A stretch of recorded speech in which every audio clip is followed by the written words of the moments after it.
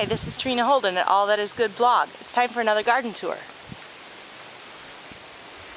It's been a real dry summer and we just now got some rain. So here we have the compost pile, kind of messy.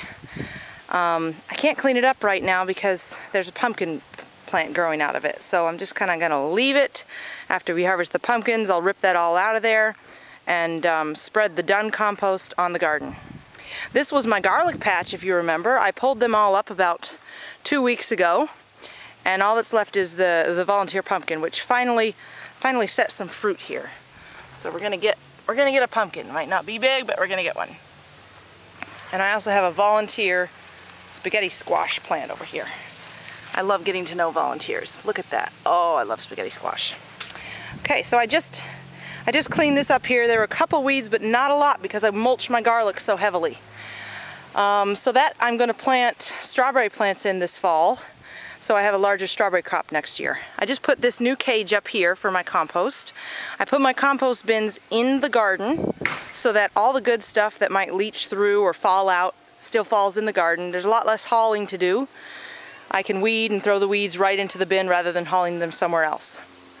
This is a spot where I had some roofing tiles and carpet laid down to kill off the weeds, and now I've just spread some finished compost over it and seeded it with carrots, lettuce, and spinach for a fall crop. I'll water that while I'm here with any luck. It'll rain a couple times while I'm on vacation. I'll come home to a fresh young lettuce crop. Here's my broccoli. We had a good broccoli year because it was very cold beginning of the summer, and I harvested a big clump off of each plant, and now there's little tiny clumps coming on that I've been throwing in stir fries whenever I do veggies, little clumps. So, and I harvested my onions that I had planted in there. They were all among the broccoli.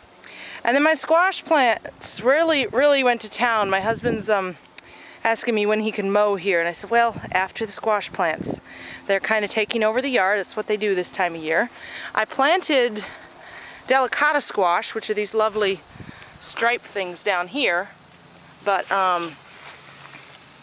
only one plant seemed to produce what I intended, and the rest are producing some kind of winter squash. Hopefully they'll be yummy. See, they're not as long and skinny, but they're setting a lot of fruit. Look at those gorgeous little baby squashes. And this is my potato patch, which I mulched, and I think I mulched it too heavily because not a lot of potatoes came through. These are potatoes here, and these, but I planted this whole patch with them, and so they're not doing too much, but the squash are enjoying the area.